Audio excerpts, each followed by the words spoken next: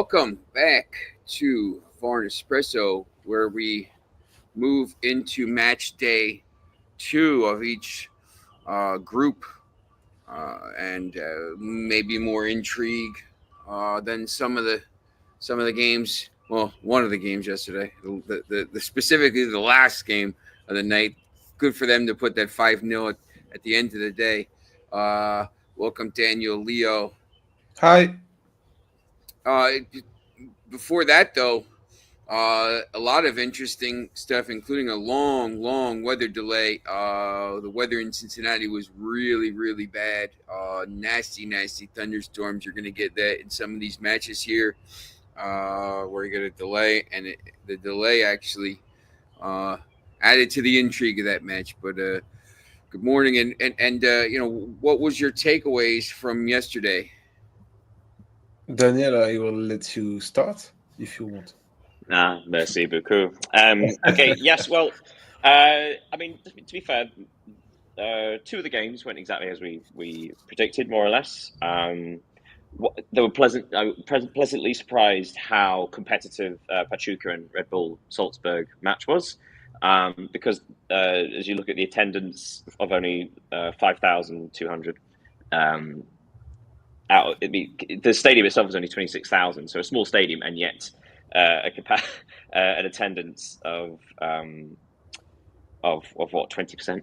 It felt empty, and it was a small stadium, so it's a shame. But it was a good game, actually. It was well competed. It was well balanced.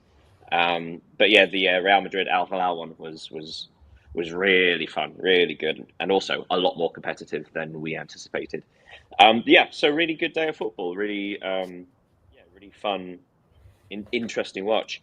Although I will say I have developed a real hatred of the one player introduction at a time. Yeah. I think it's so stupid. Especially, again, if you could probably get away with it if it's Real Madrid, right? But if you're sort of in an empty stadium of only 5,000 people introducing Red Bull Salzburg players that no one's heard of in that stadium, it's just so awkward. Then you have to do it 11 times for each team. It works for five-a-side tournaments, the YouTube and the social media platform shows of like the sport. That's exciting, that's fun. But for full-size games, it looks ridiculous. And Yeah, maybe I save agree. that till the end. Maybe save that to the final or something like this for a big Yeah. match or something. Yeah. What do you think, Leo? Oh, the first thing I want to say is to apologize to Wydad fans because yesterday we predicted the game to end like 3 or 4-0, and it was quite competitive game also. Uh, and it was kind of a surprise because against Manchester City, we didn't expect them to play that good, and it was really nice to see a new opposition. We saw that South American teams were at level with European clubs, but now there are another teams that can compete with them. So it was really good, and I want to make a special shout out to sorry for the pronunciation name, but Tembi Kosi Loch, who was a real threat to City all the game long. I really liked him. And yeah, it was a good game. We can also talk about City's Cherki, who has been kind of neutral yesterday. But I think that I read and I heard that some people were disappointed by his performance.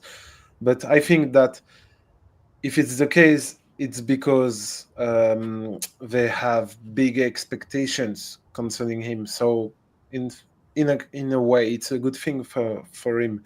And however, they shouldn't be too hard on him because you have to think that he's only 21, has just left from his boyhood club. So he will need to adapt himself to a new club, one of the biggest on the planet. individual demands, physical demands. So let's giving time. Yeah, I mean, also I think we saw that with like Real Madrid. Lots of debuts, lots of new players and new managers. Yeah, It's going to take time for it to all gel properly. yeah. And you, Sean, what did you think about I the got a game? chance to watch basically the two middle matches in full, and after the long break, I just kept kind of waiting for that break. I thought that was a really good, entertaining contest, which I thought it was going to be. And I remember specifically talking about how everyone was talking about Salzburg maybe shouldn't be here, and the commentators after they scored the goal to go ahead 2-1, we're talking about that this team shouldn't even be here. Everyone's doubting them and all this. Mm. But and there's the long delay. And after a lot of people left. There was, like Daniel said, there wasn't a lot of people there to begin with, but there was a pocket of about 20 or 25 supporters from Salzburg down behind the goal, and they scored, and they were all in the rain celebrating. I thought that was pretty cool. Just to see them win that, and they're in charge of the group right now because the first of the middle games, the 3 p.m. kickoff here. Look, Real Madrid. You saw Xavi, and he said, he took a page out of Ruben Amorim's playbook. There's going to be some pain. It's going to take time. I don't know how well that goes over at Real Madrid because they're not they're not used to rebuilds there. They don't like rebuilds. They like to compete right away, and I'm sure they will. But you know, just watching them play yesterday, and there's obviously Mbappe's not playing, and they're bidding in some younger players, which is what this whole tour is should be about. So. But look, it's going to be one of these things where maybe it does take a little bit of time to change the system and do this. And that was the other thing people were saying. He wanted to change the system, and then all of a sudden he just played with a back four, and people were like, "Listen, I thought we were going to do a back three." So I thought that was something that maybe we'll watch here.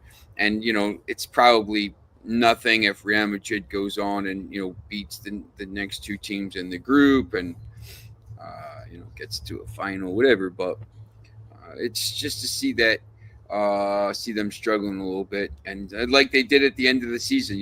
They Yeah, maybe they didn't score as many goals as they should, and maybe their defense wasn't as strong as it should be. So yeah. Well, should we pick apart the first game of the day, then Manchester City, Wydad Casablanca? You mentioned Leo that obviously we predicted that it was going to be a real struggle for them, and Man City would easily win. And yeah, I was really pleasantly surprised at Wydad's how competitive they were. I do think it was in part due to Manchester City's centre-back partnership. I don't think that worked. Obviously, Nathan Ake has only recently come back from injury, so he's surely going to be a bit rusty. And then pairing him with Vitor Reyes, who really struggled at times. And obviously he's young, and it was a purchase for developing the player what he could become. But a lot of his passes were going in astray.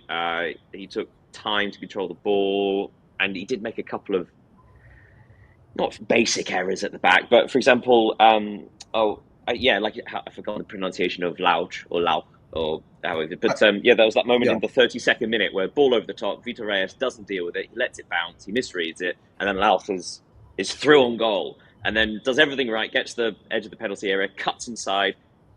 Covering defender slides by, but then Lauch slips and the chance is gone and he knocks it forward, and obviously then it's saved.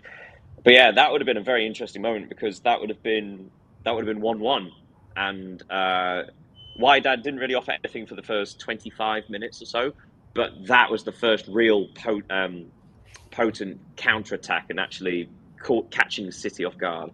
So yeah, had that gone in, it could have been an entirely different match. Yes, it's a shame. But also, yeah, pleasantly surprised how Wydad did compete, despite the fact in obviously such difficult temperatures. They only had 32% of the ball. They actually did pretty well dealing with these superstars. Yeah, and I think Lorch emphasizes the idea of acting before thinking, because sometimes he was going straight forward very fast, but he was alone, and Mm. when he had to make the last action of the game, the last pass, the key shot, he didn't complete that because he was too fast compared to some of his teammates.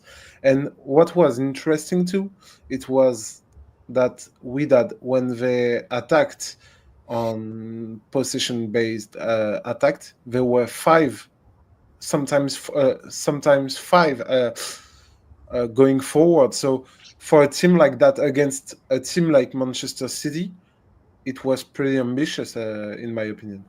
Mm. And actually, it's quite interesting watching Manchester City, who a lot of they do tend to slow it down, and at times they're quite boring to watch because of just the element of control. So, keeping the opposition pinned in there, the final third, passing it around, forcing a mistake, and just waiting. Yeah. So it's quite interesting to see that actually they were very dangerous from set pieces as opposed to any runs in behind or anything like that. It was, yeah, so like the second goal came from a Phil Foden corner. Doku ran in and volleyed it home from 8 yards. But there were a couple of other opportunities. I think Ake headed wide as well from another good corner. Yeah. The red card at the end made it quite interesting, though. Do you think it was a red card, either of you two? I I think I don't think there was the intent to when the tackle happened, but I think as soon as you kick someone in the face, the ref is gonna is probably gonna err on the side of I mean, he pulled the red card out right away. Like he had the red card out as soon as they saw it happen, and he was right there. So I know Rico Lewis was a little bit shocked, but if he does it, if it's just a slight tackle, it's nothing. But I mean, he kicked him in the face, so I don't Yeah. know. I think it's a tough call, but it's unlucky. I'll say that it's unlucky. Yeah, it's not a scandal, but the referee has to sanction dangerous behavior. So Hmm. even Well, I if it suppose wasn't meant, in my head, I think personally, I didn't think it was a red card. Because much like in the handball rule, that if the ball strikes your hand, but like if it's deflected off a different part of your body yeah, or the opponent's body, then it's not handball because then it's a short direction, uh, short deflection handball. Um, so in the tackle, obviously he gets the ball first, and then the two players their feet collide, and Rico Lewis's foot bounces off of the other player's foot, and that's when it strikes him in the face. yeah, So so it was the momentum that took his foot into the other player's foot, which is a perfectly natural place for a foot to be, in tackling for the ball. But then it ricochets onto the guy's face. And I'm not sure that means he's out of control. I'm not sure. Again, it's unlucky, and it's really unlucky for obviously the player who got a boot to the face. But it's not as if Rico Lewis tackled the ball and then his foot just went straight up. It was a collision, and then it hit him in the face. So yeah, I sort of Yeah, thought like that. I Yeah, just think it that's wasn't out of yeah. control. It wasn't a dangerous tackle. But having said that, VAR can't overturn it because obviously there's not a clear and obvious error. But yeah, I think it's the sort of thing that might get overturned. If once under like significant video review, like, oh yeah, that's right. There's a deflection of the foot. yeah. So yeah, I'm glad it happened at the end of the match because had it happened earlier, it might have changed the result. Um, yeah, so it's not the sort of thing where you want to see that influencing a match. No, no, no, no. Uh, And yeah, go ahead, Leo. no, let's. You can go, Sean. I was just gonna go on to the Real Madrid and Al Hilal. Yeah, I Yeah. was too. Yeah, Real Madrid, Al Hilal. Madrid score. The young kid Garcia gets his second goal ever. I know they're trying a different, um, you know, person up top with Mbappe out. And I know both. Just after the match, the City match. Foden and Pep talked about look, the weather. It was really, really humid. Yeah. It wasn't super hot. Like it's not super hot here, but it's 98% humidity. I think that slowed the game down. I think that had a little bit of an issue in the Real Madrid match as well. But they score, they go ahead, and then as Real Madrid's done I watched a lot of Madrid matches this year. It's 7 minutes later. They're it's even penalty in Ruben Neves, and then you know my guy Foxy slow motion replay looks a lot worse than it was Yeah. really red. Well, thanks. What's up, Foxy? How's it going? Long time. He's been a big long time watcher of us. So welcome, Foxy. A South American expert. If you got any questions about South America, he is the guy to ask. But Madrid in the second half, you just like I don't know. It's just you've watched them. If you've watched them last year, it's just a continuation. Like they just don't look as dangerous as they have in the past, and I don't know how they fixed it. But sorry. No, you can go. I think it was a good opposition because Al Hilal, in my opinion, is the closest team to European clubs in this competition, with a lot of, as we said yesterday, a lot of experienced player who used to play in Europe. So now even the coach is one of the best referenced manager in the world. So it was really a good opposition, and we saw that Real Madrid were about to, I will not say lose, but they were dominated during a long time during the game. Even if they could have won because of the penalties on the last minutes saved by Bonu, who is a real expert in the exercise. So, yeah, and as you said, Sean, previously, Xabi Alonso has a lot of work to do, and I think some players also weren't at the level required at a club like Real Madrid. I'm not a big fan of what's his name, Raúl Asensio. Sorry. I don't think he's a defender who can play at the highest level at Real Madrid, but he's still young. So he's young, but he's also sorry to jump in, but he's also a Real Madrid graduate, right? So yeah, it's important to them to show that they can had academy graduate to the team. But yeah. I think he's on difficulties as he was for the season. Alexander Arnold had a difficult start to his Madrid's adventure. Not like Hysén, that I found interesting, notably on his passing capacity. So, yeah, they're good points, but the thing is that Xabi Alonso has a lot of work. Yeah, and actually, so this goes back to what we were highlighting yesterday about you say Raul Asensio and Dean Huijsen, right? We said yesterday it's new signing, it's a new centre-back partnership, and if we're being kind, Raul Asensio is the fourth choice centre-back in the squad, maybe even fifth after Tchouaméni, who drops back. I saw that when they conceded the penalty, right? So Raul Asensio not quite dealing with it, allowing Marcos Leonardo to sort of niggle away, be annoying, and pulling him back. It's not. It didn't look great, and he sort of didn't cover himself in glory.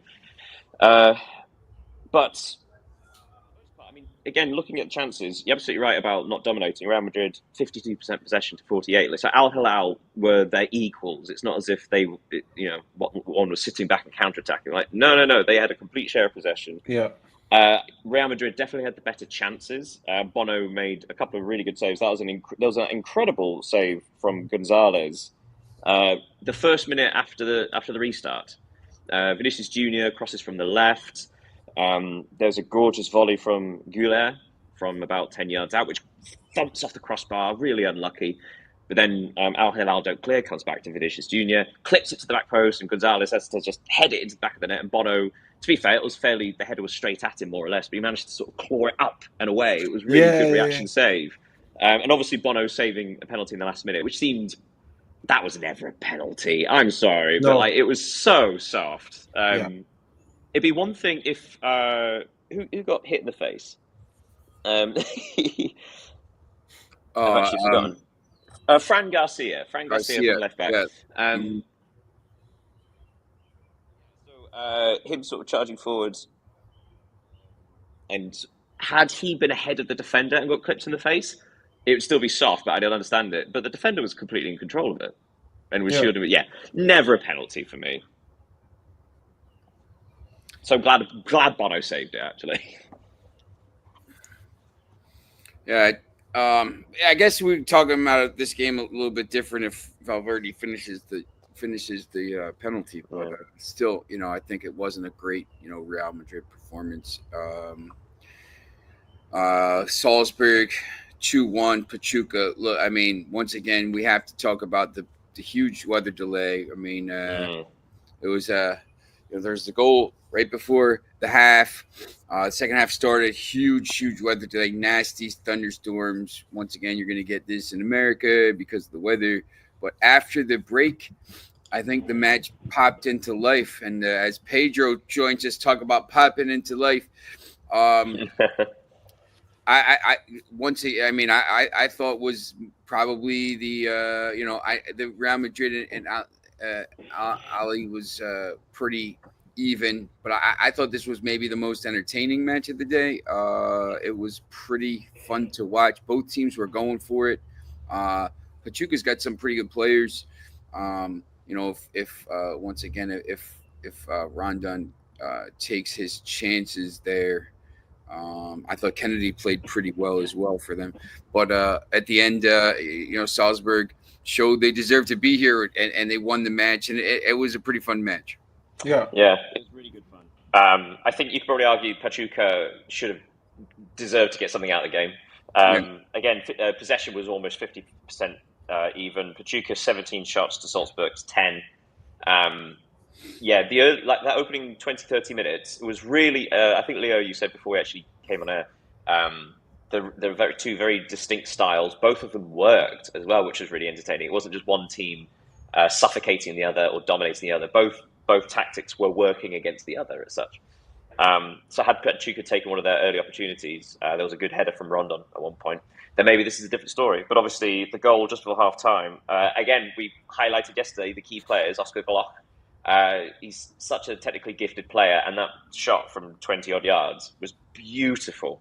I think maybe the goal of the tournament so far. Or certainly one of them. It's really interesting. I'll leave the point here. It's really interesting you mentioned about the weather delay and getting used to it because in the States, this doesn't really happen in football matches because football is meant to be played in all weather, more or less. And it's very, very rare you get delays for weather. So the fact that we've already had two significant delays in this tournament as almost like a warning for next year, for everyone just to be aware, especially broadcasters, because obviously if there's a rain delay, you have to fill that with empty space. Summer thunderstorms. It's so quite hot. An interesting taster. It's so hot right now, and just because it's warm not to get into the Weather Channel here, but it just the thunderstorms just pop up out of nowhere, and the one that popped up yesterday was really bad. They won't cancel it for rain, or they won't postpone it for rain because obviously they played the rest of the match in rain. But the thunderstorms that come through, I posted a picture of it on Twitter last night. The line that was going through Cincinnati, it was nasty. So tornadoes, it wasn't tornadoes, but a possibility to create tornadoes and stuff like this. Pedro, how you doing, buddy? I'm doing well. Nice to see you guys. Hello, bom dia.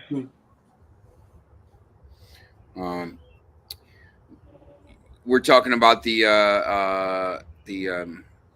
Salzburg Pachuca match. I don't know if you had a chance to watch. Yeah, it was tough for me because it was already late in Lisbon, my city, and the game it was interrupted due to weather conditions more than 1 hour. Yes. And the issue is it has to say the issue is the lighting. It is the lighting in the safety of the elders. They do the same in NASCAR events. If it is weather predictions of lightning, they interrupt the event. But it was an interesting match to follow because two different stories. Because when the game um, restarted, it was the Pachuca goal with the free kick, and the game became more interesting. I think in that free kick, I'm not an expert, but I think the goalkeeper didn't cover their post Yeah, well. Yeah. completely agree. It's my opinion, but the game became more interesting, and Salzburg got the victory in the end. I don't know if you noticed because I like to stay in the B side, different story. I have here two scarves, okay? This scarf of my city. This is the scarf of Benfica with the eagle, the red, and this is the red scarf of Sporting with the lion, okay? Who are the champions? And I like to live in the context that everybody is welcome and both fans can watch together the games and bring positive energy to the city. For example, in Italy it's opposite. For example, in Italy or even in Spain, when when when on the other great contenders lose, they go to celebrate to the street. I don't know if you have been, for example, in Madrid. Okay, if Real Madrid lose an important competition, the fans of the Athletic Madrid go to celebrate for their place. And the same in Italy is the same in Milan. Okay, it's exactly the same thing. I'm in the B side. I support. I'm a sporting fan personally. My son is from Benfica, but I support my two clubs from my city, the major clubs. There's more clubs, the clubs who are in the UEFA Champions League, supporting in Benfica. So if you want to come here to my city, Lisbon, to watch a game, uh, mostly international game from my club, just tell me before to find the tickets to join to you. Okay, Appreciate it. go. Go ahead, Leo. Just to bounce back on something Daniel and Pedro have noticed about the goals. I think there were three quality goals in these games. In this game, sorry. Yeah. Two personal feats and one more collective. And by the way, I found Nene Dongeles or just Nene very impressive. He was at the start of the third goal with his lightning dribble, and I think it was. I found him very interesting in that game. Yeah. Oh, yeah. It's this Bidstrup, the Yeah, for the setup. Yeah, it's excellent work, isn't it? Managing to dig out that cross. The header was fantastic. I forgot yeah. the striker's name. Onisiwu. I'm afraid I've forgotten his name. Onistiwo, I think. Yeah, like Yeah, it was such a powerful header. It was yeah, it was a really brilliant finish. It's the sort of thing we were expecting from Salomon Rondon for the other yeah. team. But yeah, the fact that we had that the pacey winger in Bidstrup, just that one moment of quality of heading down, clip into the box, really quality header. Yeah, it was a really even game, but you're glad that someone won it because, as again, I think maybe from a perhaps slightly disrespectfully the narrative around Red Bull Salzburg being at this tournament, and I include myself in this because it's obviously no one expected them to be among the best clubs in the world. But while they're here, you'd hope they make themselves proud. You know, like they do themselves justice. And we were talking about Pachuca maybe upsetting them. And also potentially Al Hilal. We were saying that this is the most open group for second place. Real Madrid almost certainly going to be first, but it could be anybody for second. Well, Yeah. Salzburg have laid down the marker, right? So they've beaten Pachuca. Great, big thumbs up. If they can get a result against Al Hilal, chances are they're through to the next round. Good for them, because everybody's been pointing at them saying like that's the weak one, and yeah, perhaps we were a bit dismissive of that. Yeah. I think the fourth match, I don't know, 4-0 at halftime, 5-0 final. I don't know if you even want to talk about it, but Align, completely overwhelmed. Kolomwani had 2 goals. Because 2 goals. we actually, we ended yesterday's talking about this game, and I said that I felt like Juventus might be better than people think because their stability, they've actually had stability over the last 5-6 months since Igor Tudor took over, and some of the one-touch play in midfield was really lovely. 2 of the goals came from these quick interchanges of passes, and with Kefram Turam is Kefram Turam he's got a really lovely passing range, and and for Moani's second goal, that lovely just clip over the top. Juventus, some of those goals were very, very good. And I don't have a lot to say about this game, but I got 3 points. The first is about the efficiency of Juventus, because they got 7 shots on target and they scored 5. And what is funny is that 4 of these 5 goals were scored by loanies, because Randall Colomwani is a PSG player, and Conceição is a Porto player. So of course, yeah. So they will leave, or they will maybe leave this summer, and it's strange and kind of funny to see that. And the third thing is that I think Bremer's return from his ACL injury will really, really help Juventus, because in my opinion I will not say the best, because I don't watch every Serie A game, but one of the top Serie A defender. Yeah, absolutely. And actually, you can Juventus's struggles last season coincide with him getting injured. Yeah. Because before then, I mean, they weren't going wonderfully, but there were lots of 1-0s, 0-0s. They were keeping an incredible number of clean sheets. And essentially, their entire play based themselves on not conceding more than a single goal in a game. And they were doing that. It was working. They weren't top of the league, but they were, I think at the time, they were about 4th or 5th.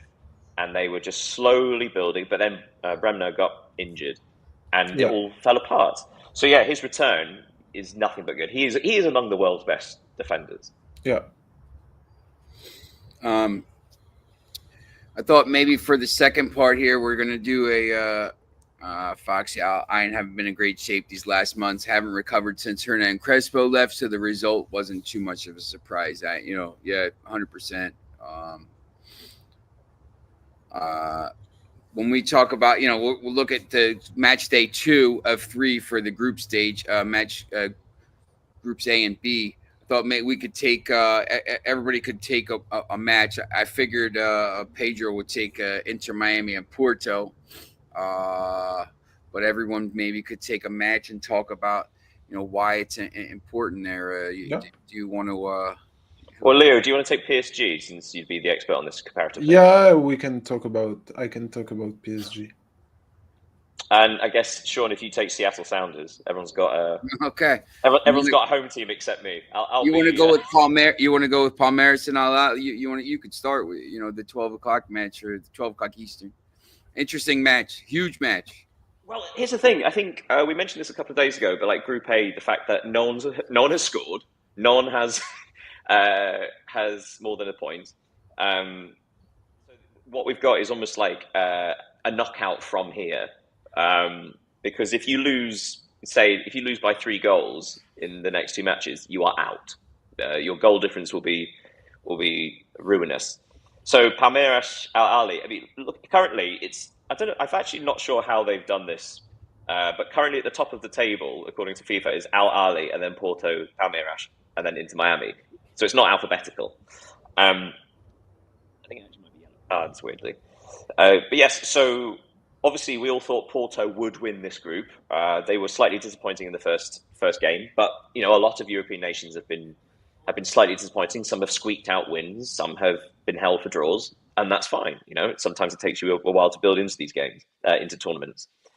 I think Al Ahly and Palmeiras actually have an opportunity to win the group now, which would obviously give you a favourable draw in the next round. But so if we go back to Group A, so the winners of obviously Group A would play the runners-up in Group B, which would be Botafogo, Salta Sounders, or Atletico Madrid. Probably Atletico Madrid.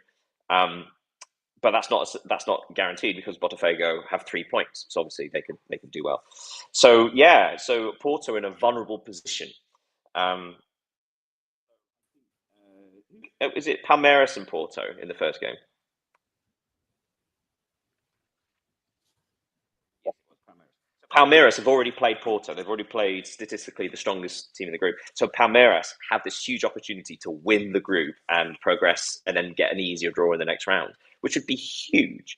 Al Ahly, obviously, they've only played Inter Miami, so they've got their games get harder as you go along. So they started with Inter Miami, only got a point. Now they're playing Palmeiras, and they'll finish against Porto.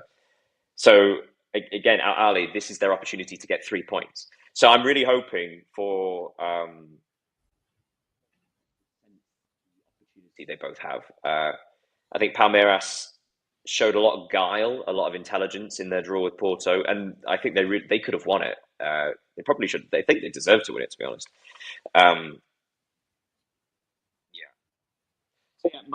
It's not really a big takeaway, but again, because just the situation in the group, every team is at risk, but every team has a chance, which is what you want. What you want is every team to be able to go through on the final game, and because of the way this group is, this will allow that.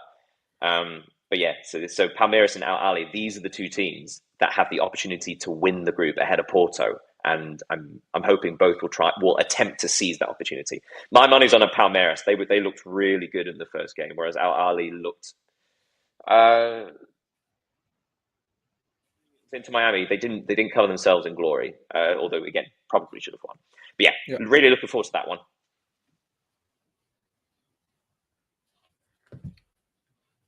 Sorry. And Foxy's interested to hear your opinion on the Porto game. And tell me, as a manager, I really like it. On paper, this team looks really good, but it's not gelling at the moment. A lot of potential in that team, though. Duke, maybe what do you think about Porto in this game here? The question is more has a better than for a game analytic. I'm trading Porto. I'm taking Miami in the handicap, and I take the goal. It's my play. I don't understand why Porto is so favorite on the book. So for me, the right play is if you can have a goal or a goal and a half, it's worth the shot. Porto played nothing against Palmeiras. Palmeiras deserves to win the match. They have clear opportunities to win the match. And Porto is facing a crisis. It's not only a team crisis. It's on the board. It's also with the fans disliking the match performance. So I think Miami have here an opportunity of a draw or don't lose the game for more than of a goal. That's my perception of the game for a better. Okay, I hope Porto plays better than in the other game. If not, they go home early. That's my opinion. Kunjapu 21. Hello, how's it going? Thanks for watching. I think I have this the Seattle and Atletico Madrid match. It's going to be in Seattle. Look, does Atletico Madrid want to be here after that drubbing the other day, 4-0, or do they want to, be done with this tournament and take a vacation before the season starts? Because if they lose today, they can put the reserves out in the next match and basically be on the beach by a week from today. If they want to be in this tournament, and because look, they're a talented team. And they finished third in La Liga, so obviously a very talented team. If they want to take this tournament seriously, and once again, who know? I'm not sure of all the teams' motivations. I don't know if all the teams want to be here. I don't know if teams are using it as more of an early preseason before they go on holiday and then have to come back, which I think some teams might be doing. I don't know if maybe they're trying to win. Obviously, I don't think teams are trying to lose, but maybe teams are taking it a little more seriously than others. Because in this match, you would think if Atletico Madrid wants to stay here and wants to win, they should come out here and play well and probably win this game, 2-3-1, something like this. I think Seattle will think they have a chance because they did play well the other night, even in a loss. So, which team is going to come out for Atletico Madrid? I think that's the huge story today. So, hold on one second. Quickly, I would say it's what's very exciting is that realistically, because Seattle end the group against PSG, if they lose this, they're out. Yeah. So both teams, I think both teams, if they lose today, they're out. If they draw, it's you're kind of still, you still have a chance going into match day 3. But I don't. I think it's an interesting game for that. It's going to be. I'll probably be watching it because, I'd like to see how Seattle's going to be up for it. They're at home. That home crowd was so much fun in the first game. Yep. Seattle's going to be up for it. The crowd's going to be amazing, and they're playing a big team. Seattle is going to be up for this match. And Seattle is they're a talented team, for an MLS team. I really would like if Atletico. This is the way I see it. If Atletico Madrid was serious here, they would come out and win 4-1. Because they have Julian Alvarez. They have the talent to do it. But this is their second game in 3 days. It's really hot here in America. Once again, are they going to play the same lineup? Are they going to rotate? How is this going to happen? So I just think for me, it's a really intriguing contest. Yeah. Yeah. What about PSG? So I think it will be an interesting game on different aspects. Firstly, it will oppose the last Champions League winner and the last Copa Libertadores winner, which are two continental champions. So on the paper, this opposition will be interesting. Moreover, the winner of this game will be automatically qualified for the round of 16 because with 6 points, it will be okay for the winner, as PSG have beaten Atletico 4-0 in the first round and Botafogo Seattle. So it will be interesting on that aspect. Moreover, if you want to go further, it will be also a duel between John Textor and Nasser Al-Khelaifi, because you probably know that John Textor is the owner of Olympique Lyonnais, and he has about 10 clubs, doesn't he? Yeah. He owns part of Palace because that was a whole story this summer. I don't know, maybe he diluted his shares or whatever, but there was a whole thing. Crystal Palace. No, that's still running on. That's still up in the air. We don't know yet if they can compete in the Europa League, and it's they found a way to let Manchester City and Red Bull do it with the same teams in the same. I think having a minority share in that should be fine. It'd be incredibly hypocritical if they stopped Crystal Palace. And they also did it for Milan and Toulouse. I think they can figure it out. But in the French league, they got a lot of problems between them.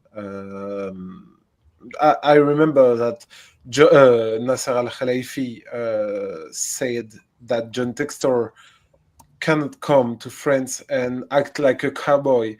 And the week after, there was Lyon PSG, and John Textor came into the stadium with a cowboy hat.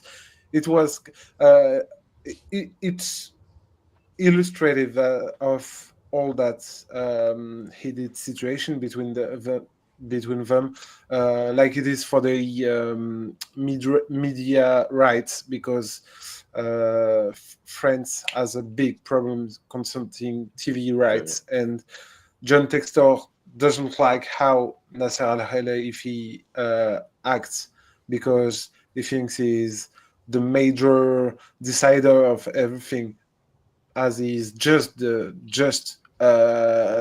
president of PSG. So it will be a game in the game, and but in my opinion, if we are just talking about sports and on the field, there will be no match. PSG will win this game because I think they are the best team in the tournament, and from what they have shown against Atletico and what all their possible rivals have shown in their different matches, I don't think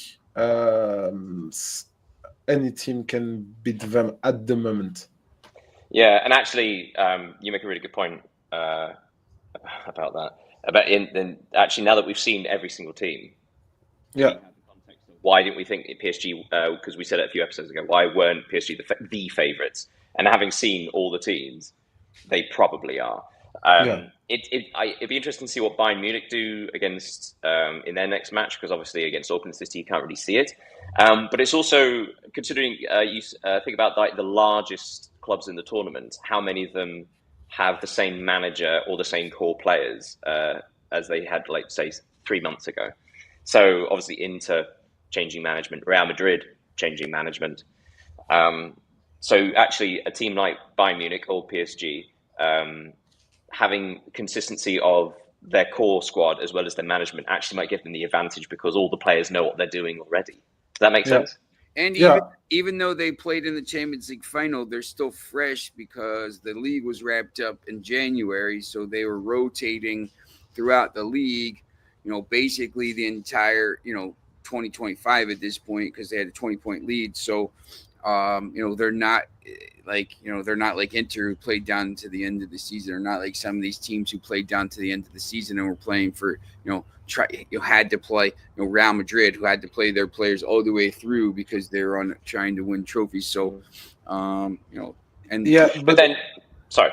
But the thing is that I just have to give credit to Luis Enrique, because they were champions back in, I think, officially back in late March or early April, but they could have finished the league undefeated, and it was one of the main points Luis Enrique wanted to achieve. So he didn't succeed because they lost against Nice at home, but when he could have change players, he didn't really. He changed, maybe Barcola played instead of Kvara, or Ramos entered earlier in the games to Dembele, but it was a pretty consistent team all the season long, I think. Actually, now I think about it, because obviously how teams play in the group to say the knockout stages will alter slightly. But considering how much of Paris Saint-Germain's game is based on pressing and overwhelming the opposition in their half, it'll be really interesting to see if they're able to do that against, say, another big team once we get into the quarterfinals, in the humidity and the heat of the United States. Because obviously we were wondering if they'd be able to do it throughout the entire of the Champions League, and they did, almost universally successful. Obviously, there are games like where actually they were caught cold and could have lost. But for the most part, their pressing was perfect. They could keep it up over an entire 90 minutes. But the humidity and the temperature, it's going to be an entirely different thing. Now, obviously, in the group stage, they may not need to do it to that extent because they're against comparatively weak opposition. But once they get into the knockouts, it'd be interesting to see if they're able to keep that press up, and actually, are there then weaknesses against them just because of the weather. Yeah. Yeah, I agree. All right. Any last words today on this interesting? I mean, let's just hope there's some goals for Group A, because if it gets, because there are no goals so far in their two matches. If it gets to, if it's another 2-0 nils, it makes the last set of matches very interesting. But also, nothing will have happened. So let's just hope for some goals in this to offer jeopardy. But maybe it would be the best 2-0 and everything on the final match day. Yeah, just a roll of the dice. Yeah. 3-0. Yeah, we 6-0 nils, and we got to flip a coin to see who goes through. No, I think it would go to yellow cards. Who had the most yellow cards? If it was no goals, no points. That's all we need. Sean, let me say one thing. Is today it's the game 6 of the NBA Finals in Indianapolis. The Pacers will try to force game 7. And in my opinion, will be the best game of the series. If I saw the line movement, let me check my betting samples. And Halliburton is injured, just so you know. Yeah, he's facing a calf injury. He's going to try to play, but he's trying to play. Yeah. But listen. Indianapolis, the crowd is amazing. The supporting cast, they are really good shooters as well. They have also Pascal Siakam, who is playing very well. It will be a very, very interesting match to follow. There's a lot of stuff going on. If you've this with the Club World Cup on the East, mostly on the East today, some matches on the West. The Gold Cup is going on. The NBA Finals, the NHL Finals just ended. The Stanley Cup, the College World Series for baseball. It's not. I grew up here, so I'm used to it. But these when you're from other countries, sometimes it's like over. You're like, wait, what? Like if you have like the IPTV, every channel is baseball, basketball, hockey. Like it's in the middle of June, and they're still playing on the ice. Yeah. Crazy. Yeah. There's a lot of stuff going on right now.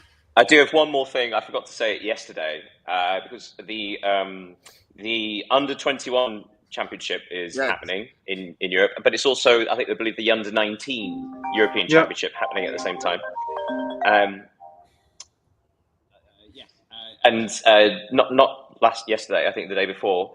It was Germany's under-19s against England under-19s. At half-time, it was 4-1 to Germany. 5 minutes after the break, it was 5-1 to Germany. And then 15 minutes later, it was 5-5. Oh, whoa. The most astonishing 15 minutes of you've ever seen. It was just quite strange. And then, shockingly, no goals for the rest of the match. But yeah, so keeping an eye on the under-19s, the under-21s, because actually there's a lot of sort of more chaotic, more attacking football. But yes, a 5-5, 10 goals in the opening 68 minutes, I think it was. Portugal will play Netherlands in the quarterfinal for the U21. Spain will play England. Denmark will play France. Germany will play Italy. Yeah, so maybe we could talk about champions, but they were looked quite vulnerable against Germany. Yes, maybe Friday. There's not quite the right balance there.